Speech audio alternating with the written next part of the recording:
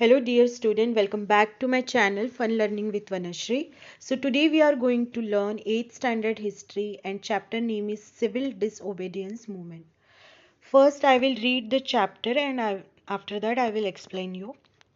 See here, after the resolution of complete independence was passed in the Lahore session, Mahatma Gandhi decided to launch this civil disobedience movement.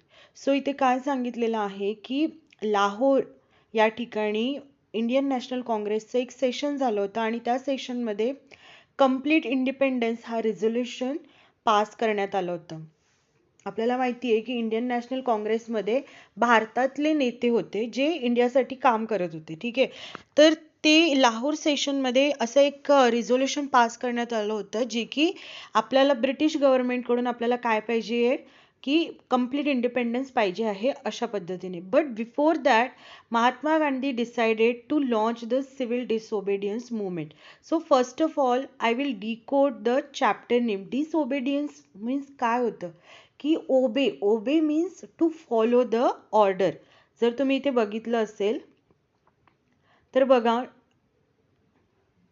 की आपल्याला समजून येते की डिसओबेडियन्स जे आहे जसं ओबे म्हणजे काय होतं to follow the order and disobey means to refuse to follow the order. म्हणजे आपण ते रिफ्यूज करणे की मला तुमची आज्ञा पाळायची नाही आहे. आपल्याला माहिती आहे की in that time British government वर ruling on us. So British गव्हर्नमेंटचं सगळं होतं. तर महात्मा गांधींनी ठरवलं की आपल्याला काय केलं पाहिजे की सिव्हिल डिसओबेडियन्स मुवमेंट आपल्याला स्टार्ट करायला पाहिजे before the complete independence movement. So त्यांना असं समजलं होतं की one of the important demand was to cancel the salt tax and monopoly of British government for manufacture of salt. So Mahatma Gandhi put some demand in front of the British government. त्यांनी काही demands ठेवल्या होत्या. त्याच्यामध्ये पहिली जी demand होती ती होती की सॉल्ट टॅक्स काय करा, कॅन्सल करा, cancel the salt tax. But because the demands of Gandhiji were rejected by the government, he decided to launch satyagraha all over India by breaking the Salt Act. And as usual British government refused to accept this demand की त्यांना ते salt tax cancel करायचं नव्हतं. त्यांनी refuse केलं आणि त्यानंतर ते रिजेक्ट करण्यात आलं government through. So Mahatma Gandhi decided to launch the satyagraha. Satyagraha म्हणजे तुम्हाला माहिती असेल, आता तुम्ही या पिक्चरमध्ये तुम्ही बघू शकता की Mahatma Gandhi along with his followers जे त्यांना आपण फ्रीडम फायटर सुद्धा म्हणतो. तर हे जे फ्रीडम फायटर होते हे काय करायचे, असे पायी चालत जायचे आणि अशा पद्धतीने प्रोटेस्ट करायचे. जे आपण आत्ताच्या करंट सिच्युएशनमध्ये पण आपण बघतो की एखादी गोष्ट आपल्याला आवडली नाहीये किंवा गव्हर्नमेंटची एखादी गोष्ट किंवा काही पण असेल ते आपल्याला आवडलेली नाहीये तर आपण रस्त्यावर बघत असतो की कितीतरी लोक प्रोटेस्ट करत असतात, त्यांच्या अगेन्स्ट काय करत असतात, नारेबाजी वगैरे करतात. पण त्यामध्ये कुणालाही व्हायोलेशन झालं नाही पाहिजे किंवा कोणतीही हिंसा त्यामध्ये झाली नाही पाहिजे. या गोष्टीची काळजी घेणं खूप गरजेचं आहे आणि आपली जी डिमांड आहे ती गव्हर्नमेंट पर्यंत पोहोचवता आली पाहिजे अशा पद्धतीचे हे रूल्स असतात आणि हेच रूल महात्मा गांधी फॉलो करत होते. त्यालाच म्हणतात सत्याग्रह एका पद्धतीने. तर तुम्हाला इतकं समजलं असेल. सो आता इथे बघा, salt is an important ingredient in the food of common people. Hence it was unjust to impose tax on an essential commodity like salt. Therefore Gandhiji started the salt satyagrah. So इथे काय सांगितलेलं आहे की salt is a important ingredient in the food. आपण म्हणूया की without salt we can't eat food. Without salt ते जे फूड आहे ते टेस्टलेस वाटेल आणि ते इसेन्शियल गोष्ट आहे. So Mahatma Gandhi thought that की हाऊ ब्रिटिश कशा पद्धतीने ते सॉल्टवरती टॅक्स इम्पोज करू शकतात किंवा सॉल्टवरती टॅक्स लावू शकतात आणि याच गोष्टीचा विरोध करण्यासाठी महात्मा गांधीजींनी काय केलं होतं, सत्याग्रह केलं. So therefore Gandhiji started the salt satyagraha. Salt satyagraha was symbolic. The extensive objective behind it was to break the oppressive and unjust laws of British government through peace and satyagraha. काय सांगितलेलं आहे की इथे की salt सत्याग्रह हे फक्त एक objective होतं किंवा एक सिम्बॉलिक गोष्ट होते, पण याच्या मागची जी खरा जो ऑब्जेक्ट होता किंवा खरा जो उद्देश होता तो काहीतरी वेगळाच होता. तो हे होतं की महात्मा गांधीजींना ब्रिटिशांना सांगायचं होतं की हे जे तुमचे अनजस्ट लॉज आहेत ते तुम्ही काय करा, ह्या लॉजच्या विरोधात त्यांना आवाज उठवायचा होता. आणि सॉल्ट ऍक्ट हे फक्त एक सिम्बॉलिक त्यांचं हे होतं, जे त्यांनी सॉल्ट सत्याग्रह सुरू केलं होतं ते एक सिम्बॉलिक होतं की आम्ही या गोष्टीच्या अगेन्स्ट काम करत आहोत. नेक्स्ट बघा की Gandhiji chose Dandi a seashore in Gujarat to begin the salt satyagraha on 12th March 1930. Gandhiji set out from Sabarmati ashram with 78 followers for launching the salt satyagraha. What it said here ki Gandhiji chose Dandi place. Why he chose Dandi place? Because it was a seashore area. दांडी या एरियाच्या around सगळीकडे समुद्र होता आणि we know that की salt कुठे produce होतो, समुद्रामधून produce होतो, सॉल्ट पॅन मध्ये प्रोड्यूस होतो. That's why he chose that place. And त्यांनी ठरवले की आपल्याला कुठे जायचं आहे, दांडीला जायचं आहे आणि तिथे जाऊन आपल्याला सॉल्ट ऍक्ट जो आहे तो ब्रेक करायचा आहे. So he chose 78 followers. त्यांनी त्यांच्यासोबत 78 फॉलोअर्स घेतले आणि त्यांनी त्यांची journey, he started his journey from the Sabarmati Ashram. Launching the salt satyagraha from that place, a distance of approximately 385 km was covered on foot and Gandhiji delivered speeches in the villages on the way. So काय सांगितलेलं आहे की त्यांना approximately जो Sabarmati to दांडी हा जो प्रवास होता हा किती किलोमीटरचा होता, 385 किलोमीटर अप्रॉक्सिमेटली सांगितलेलं आहे. सो हा जो पूर्ण टोटल जी त्यांची जर्नी होती हे त्यांना पायी चालायचं होतं. आणि जेव्हा ते जात होते तेव्हा मध्ये मध्ये जिथे जिथे गावं यायची त्या गावांमध्ये ते थांबायचे आणि हे डिलिव्हर्ड ही स्पीच. आणि थ्रू दॅट स्पीच ते लोकांना सांगायचे की to be a fearless and join this movement. त्या मुवमेंटला तुम्ही जॉईन करा आणि फिअरलेस बना, घाबरू नका.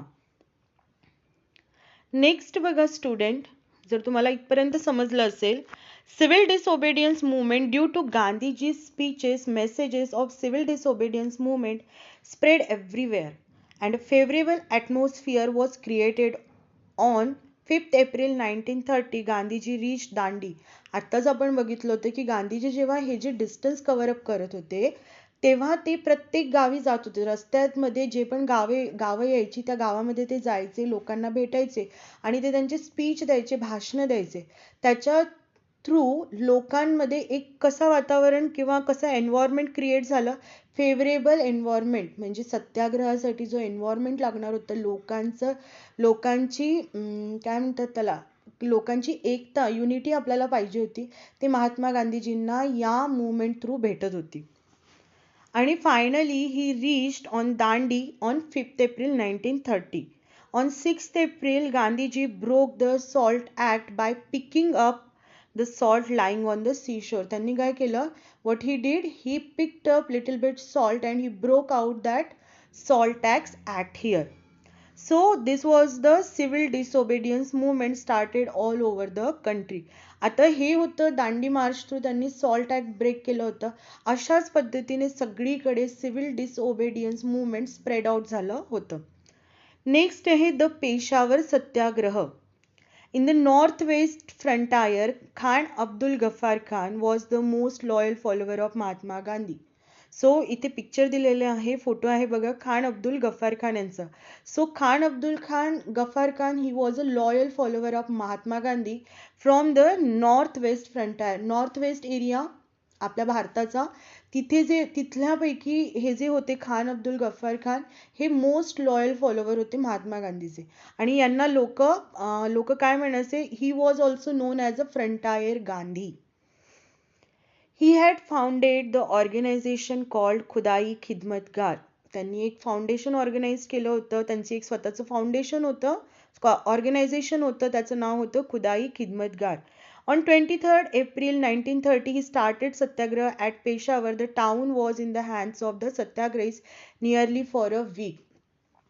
So he chose a place, Peshawar, and he was there for a week. त्यांच्या सत्याग्रहीच बरोबर ते किती दिवस तिथे होते? पूर्ण 1 आठवडा ते त्या पेशावरमध्ये होते.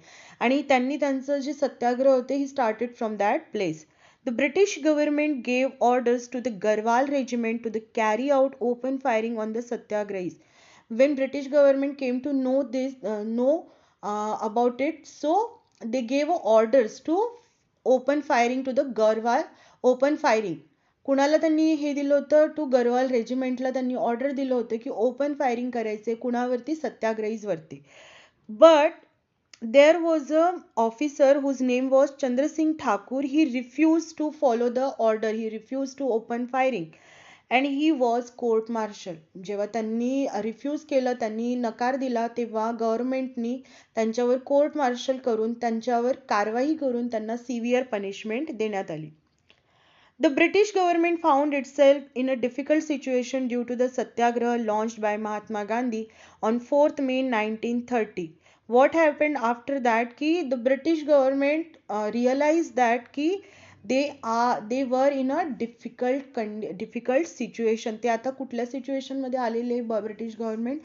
डिफिकल्ट सिच्युएशन मध्ये. कारण ऑल ओव्हर इंडियामध्ये प्रोटेस्ट होत होतं, सिव्हिल डिसओबेडियन्स मुवमेंट होत होते आणि ते फक्त एका व्यक्तीमुळे पॉसिबल होतं, ते होते Mahatma Gandhi. On 4th May 1930, Gandhiji was arrested. Suppressive measures were undertaken all over the country. आणि गांधीजींना 4th May 1930 ला अरेस्ट करण्यात आलं आणि सगळीकडे जे सिव्हिल डिसओबेडियन्स मुवमेंट चाललं होतं त्यांना सप्रेस करण्यात. सप्रेस म्हणजे काय? तर त्याला तिथल्या तिथे थांबवण्यात आलं. आणि ऑब्व्हियसली महात्मा गांधीजींना अरेस्ट झाल्यानंतर सगळीकडची जी मुवमेंट होती ती थांबली होती. नेक्स्ट आपण बघूया student, Solapur Satyagraha. Solapur is a place in Maharashtra. The mill workers were on the forefront in the Solapur Satyagraha on 6th May 1930. Hartal was observed in a Solapur.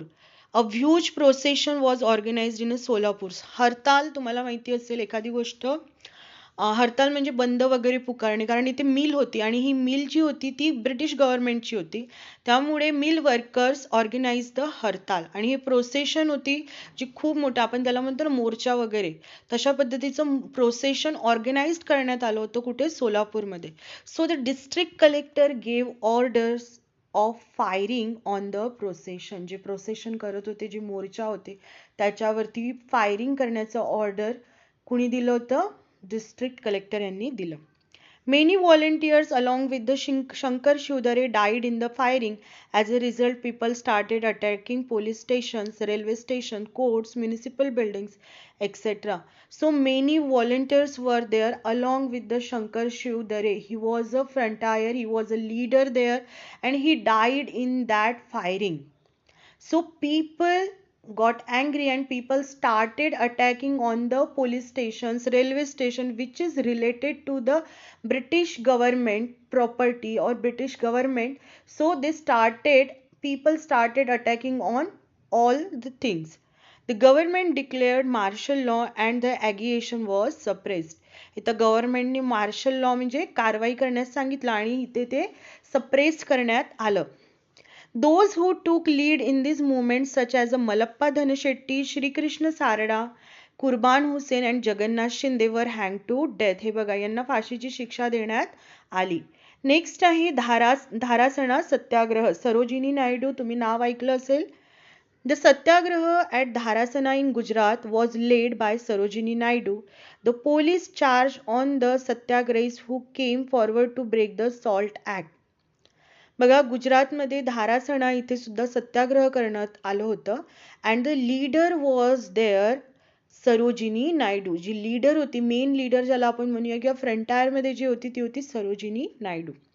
So सत्याग्रहीच काय करत होते की तिथे सुद्धा सॉल्ट ऍक्ट ब्रेक करत होते.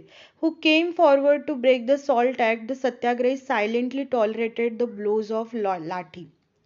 जे सत्याग्रही पुढे येऊन सॉल्ट ऍक्ट ब्रेक करत होते त्यांच्यावरती गव्हर्नमेंट जी होती किंवा पोलीस अधिकारी जे होते ते लाठी चार्ज करत होते. सो ते त्या लाठींचं काय करत होते? मार खात होते. कोण? सत्याग्रही. When they were taken away for medical aid, another batch of satyagrahis came forward to replace them. आणि त्या याच्यामध्ये people were wounded, people लोक जखमी होत होते आणि ती जी फर्स्ट बॅच होती ती बॅच परत मेडिकल एड साठी जात होती आणि त्यानंतर दुसरी बॅच त्याला रिप्लेस करत होती. सो अशा पद्धतीने मुवमेंट चाललेली होती. Continued to endlessly in Maharashtra, salt satyagraha took place at Wadala, Malwan and Shiroda. Where there were no salt pans, the forest laws were broken. बघा जिथे जिथे salt pans नव्हते तिथे कुठले acts broke केला जात होते? Forest laws were broken. There were jungle satyagrahas at Bilashi, Sangamner, Kalyan, Kalwan, Chirner and Pusad in Maharashtra. The tribal people also took a part in the satyagraha in a large number. Not only villagers, so tribal people ज्याला आपण आदिवासी लोक म्हणतो ते सुद्धा या movement मध्ये participate करत होते. सो नेक्स्ट आहे sacrifice of Babu Genu. In Mumbai, there was an agitation against foreign goods. The vehicles transporting foreign goods were obstructed. Babu Genu said a mill worker from Mumbai was the forefront in this movement. काय सांगितलंय? मुंबईमध्ये foreign goods म्हणजे जे बाहेरून बोलवलं जायचं त्यांच्या युरोपीय जो माल असायचा, जो युरोप देशातून यायचा, युरोपियन कंट्रीज मधून यायचा, ते जे माल होतं त्याच्यावरती काय करण्यात आलं होतं की the vehicles transporting foreign goods वर ऑब्स्ट्रक्टेड. त्या व्हेकल्सला थांबवण्यात येत होतं. Babu Genu said a mill worker. Babu Genu हे कोण होते? एक मिल वर्कर होते फ्रॉम मुंबई मधले. Was in the forefront. आणि याच्यामध्ये फोरफ्रंटला ते होते. A truck carrying foreign goods safeguarded by the police came in front of Babu Genu to stop the truck. आणि त्या ट्रकला स्टॉप करण्यासाठी आणि ते पूर्ण ऑलमोस्ट ट्रक हे पोलिसांनी काय केलं होतं? सेफगार्ड म्हणजे पोलिस अराउंड होते त्याच्या भोवती ट्रकच्या. पण बाबू गेनू हे समोर आलेत आणि त्यांनी तो ट्रक थांबवण्याचा प्रयत्न केला, त्यांनी त्याला रोखण्याचा प्रयत्न केला. So and he lied down on the road. Police threatened him. पोलिसांनी त्याला धमकी दिली पण ते उठले नाहीत. But he did not move from his place. Finally he was crushed under the truck. Babu Genu gain martyrdom this. आणि त्यांना याच्यामध्ये हुतात्मा ते झालेले आहेत. त्यांना ते हुतात्मा झाले. बाबू गेनू त्यांनी ते ऐकलं नाही आणि ते त्यामध्ये हुतात्मा झाले. त्यांच्यावरून ती ट्रक गेली. नंतर बघा sacrifice of Babu Genu gave inspiration to the national movement. अशा पद्धतीने कितीतरी लोक याच्यामध्ये भाग घेत होते, पार्टिसिपेट करत होते. And people were inspired by this incidents. So student आपण आज इथे थांबूया. याचा जो उरलेला पार्ट आहे आपण दुसऱ्या व्हिडिओमध्ये कव्हर अप करूया. जर व्हिडिओ आवडला असेल तर नक्की व्हिडिओला लाईक करा, शेअर करा, सबस्क्राईब करायला विसरू नका. Thank you for watching.